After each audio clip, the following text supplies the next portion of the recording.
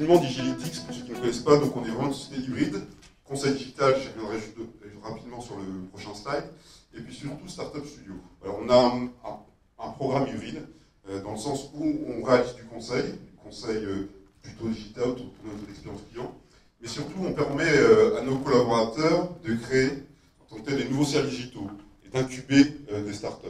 Rapidement, 4 grands points d'intervention de Digilytics. Le premier sur la partie stratégie digitale et disruption.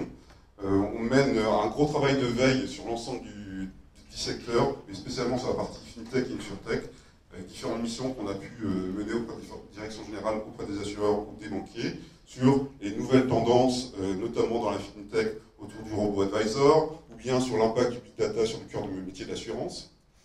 Bien sûr, il y a l'utilisation de l'expérience client, on va avoir l'occasion d'en parler tout au long de cette soirée.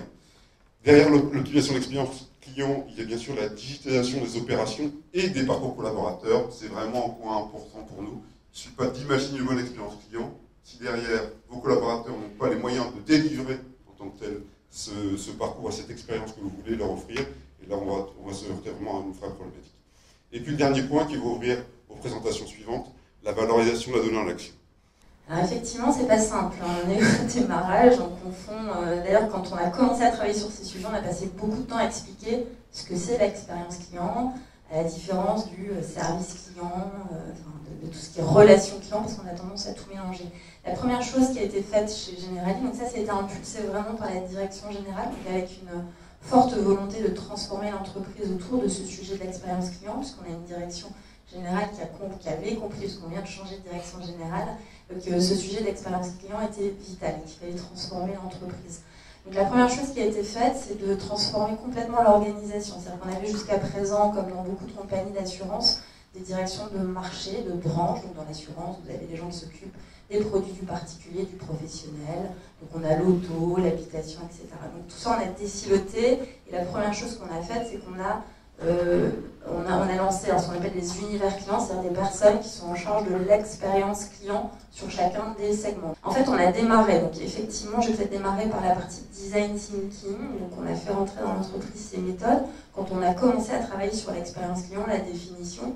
Et en fait, ça a été assez simple de faire rentrer ces méthodes parce qu'on se retrouve avec des patrons assurance qui faisaient ce métier depuis des années, qui s'occupaient d'un marché. Donc avant, ils s'occupaient du produit auto, habitation. Puis là, on leur dit maintenant, vous allez vous occuper de l'expérience client en particulier. Donc ils mémorisent qu'est-ce qu'on doit faire, comment on doit adresser ça. Donc on est arrivé avec ces méthodes de design thinking pour repartir du client et vraiment s'intéresser à ce que vivait le client et commencer à définir qu'est-ce que c'est que l'expérience client du particulier. Pas seulement sur l'auto et l'habitation, mais de manière plus globale. La plus grande complexité après, c'est la mise en œuvre de délivrer la promesse, parce que dans le design thinking, il y a toute la première partie design, mais à un moment donné, il faut délivrer, développer. Et ça, effectivement, on s'est appuyé, on a fait rentrer effectivement les méthodes agiles. Cette transformation est la plus difficile, parce qu'on arrive à un moment donné sur un volet IT avec des historiques, des années d'histoire de la manière dont on construit nos plans informatiques. Enfin, si vous faites partie des grosses entreprises, vous savez de quoi je parle, avec des roadmaps qu'on fait l'année d'avant pour l'année suivante, avec des cycles en V à 6 mois, où on doit décider maintenant, j'imagine que vous êtes comme moi, dans les débats sur les budgets pour définir l'année prochaine tout ce qu'on veut faire à un an. Deuxième exemple, pour répondre à ta question, la démarche de vente, sur lesquelles on a aussi appliqué ces méthodes de design thinking, donc de design de l'expérience client que vivent nos clients quand un conseiller commercial va chez eux. Donc, vous savez qu'aujourd'hui, je ne sais pas si vous savez, mais en tout cas, il y a encore des gens des conseillers commerciaux qui se déplacent chez les gens. On a fait un vrai travail pour les convaincre que ce sujet de l'expérience client était fondamental.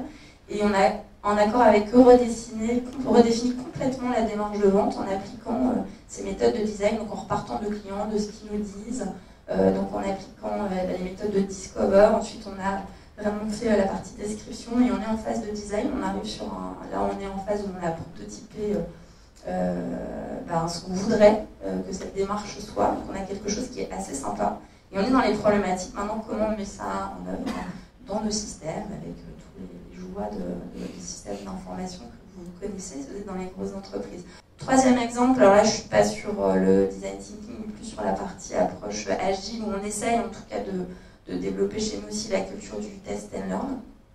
C'est un POC qu'on est en train de faire avec notre partenaire, parce qu'on est partenaire depuis 2 ans, sur un chatbot, donc sur notre site internet, où on essaie en tout cas de proposer une nouvelle expérience client sur le site pour découvrir les produits et les services. Et donc on est en train de travailler sur un POC chatbot pour optimiser, enfin accompagner en tout cas nos prospects sur la découverte du produit habitation et les accompagner dans l'entonnoir de conversion pour faire un devis en ligne.